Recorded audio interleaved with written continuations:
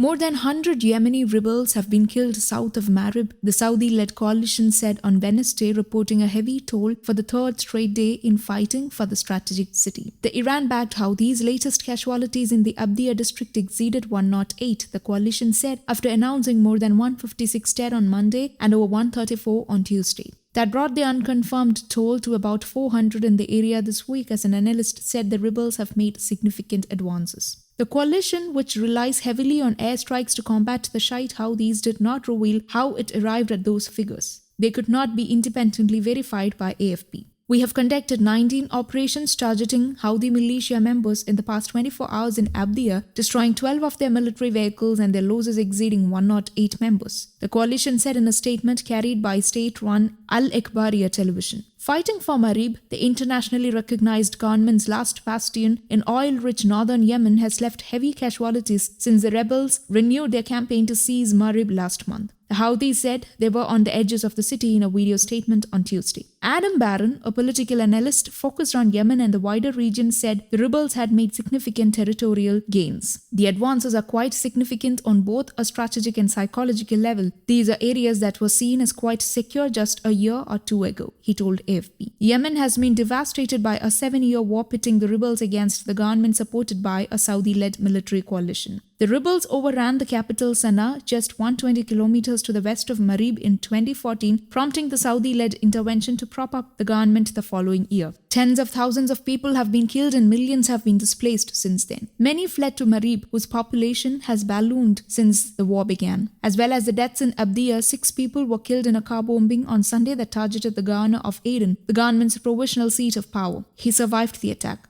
Prime Minister Marine Abdul Malik Saeed called the Aden blast an escalation by the rebels. Saudi Arabia accuses Iran of supporting the Houthis with weapons and drones, but Tehran says it only provides political support to the rebels. The Houthi insurgents have also repeatedly targeted Saudi Arabia in cross-border attacks using drones and missiles. News Desk, Kaundi Global.